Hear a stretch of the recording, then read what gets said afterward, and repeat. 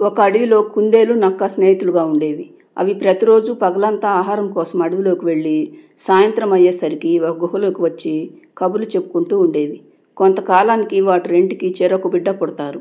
ఒకరోజు నక్క కుందేలుతో, మిత్రమా, నాకిక్కడ కొంతకాలంగా సరైన ఆహారం దొరకటం లేదు. వేరే చోటుకు వెళితే నీకు దూరం అవ్వాల్సి వస్తుందని దొరికిన ఆహారంతో సరిపెట్టుకుంటూ ఉన్నాను. కానీ నాకు ఇప్పుడు ఒక బిడ్డ పుట్టింది కదా, నేనంటే ఏదో దొరికిన దానితో సరిపెట్టుకునేదాన్ని. ఇప్పుడు నా బిడ్డను కూడా నాతో పాటు పస్తులుంచలేను కదా, అందుకే నా బిడ్డ పెద్దదయ్యే వరకు నేను వేరే చోటుకు వెళదామని అనుకుంటున్నాను. అయ్యో మిత్రమా, మనిద్దరం చాలా రోజులుగా కలిసి ఉంటున్నాం. ఇప్పుడు ఇలా విడిపోవాలంటే ఏదోలాగా ఉంది.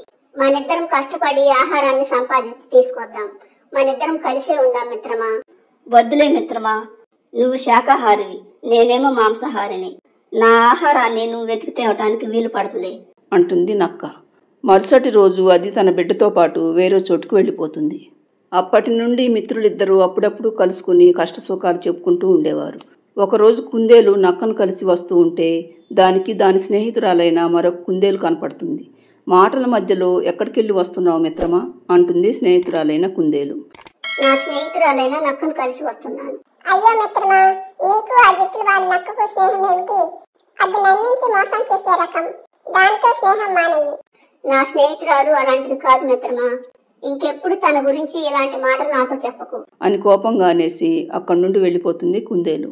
మరోవైపు నక్కకు కూడా మరొక నక్కతో పరిచయం ఏర్పడుతుంది.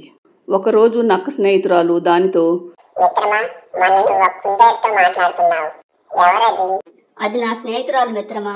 ఇది వరకున్న చోట మేమిద్దరం కలిసే ఉండేవాళ్ళం. ఏంటి, ఆ కుందేలుతో నువ్వు స్నేహం చేస్తున్నావా? అదేమో శాకాహారి, చిన్న విషయాలకే భయపడుతూ ఉంటుంది. మనమేమో చాలా తెలివైన వాళ్ళం. ఆ కుందేలుతో నీకు స్నేహం ఏమిటి? నేను చెప్పేది విని వెంటనే దాంతో స్నేహం మాని, లేకపోతే మన నక్క జాతికే అవమానం అంటుంది నక్క స్నేహితురాలు. దాంతో నక్కకు అది నిజమేననిపిస్తుంది. అది వెంటనే కుందేలు ఉండే చోటుకు వెళ్ళేసరికి కుందేలు ఇంట్లో ఉండకపోగా దాని బిడ్డ ఒక్కటే ఉంటుంది. పిల్ల కుందేలును వాళ్ళ అమ్మ గురించి అడగ్గా బయటకు వెళ్ళిందని చెబుతుంది.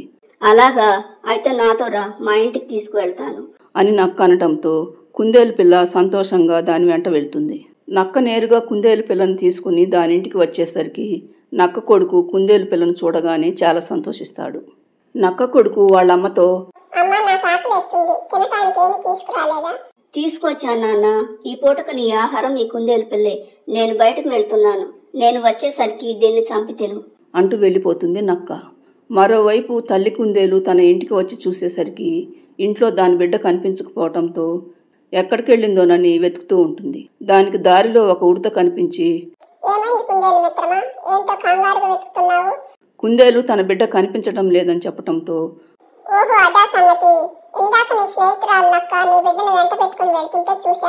అలాగా, సరే నేను కూడా అక్కడికే వెళ్తాను. మరోవైపు సాయంత్రం అవుతుండటంతో నక్క ఈ పాటికి తన కొడుకు ఆ కుందేలు పిల్లను చంపి తినేసి ఉంటుంది అనుకుంటూ ఇంటికి వచ్చి చూసిన నక్కకు దాని కొడుకు కుందేలు పిల్ల ఆడుకుంటూ కనిపించేసరికి ఆశ్చర్యపోతుంది నక్క.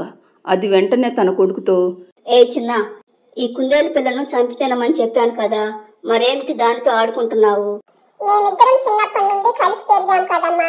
ఇప్పుడు నువ్వు దీన్ని చంపి తినమంటే నేను ఎలా చంపుతాను? బుద్ధి నీకు లేకపోయినా నాకుంటుంది కదా. నా స్నేహితురాలను నేను ఎప్పటికీ చంపను అని నక్క కొడుకు అనటంతో చెప్పుడు మాటలు విని తను చేసిన పనికి సిగ్గుతో తలదించుకుంటుంది నక్క. ఇదంతా దూరం నుండి చూసిన కుందేలు నక్క దగ్గరకు వచ్చి, నా స్నేహితురాలు కూడా చెప్పింది మిత్రమా నీతో స్నేహం మానేయమని, కానీ నేను దాని మాటలు వినలేదు. నువ్వేమో చెప్పుడు మాటలు విన్నావు. మనిద్దరికి అదే తేడా. నన్ను క్షమించు కుందేలు మిత్రమా, ఇంకెప్పుడు వేరే వాళ్ళు చెప్పిన మాటలు అస్సలు వినను. నువ్వే నా నిజమైన స్నేహితురాలివి.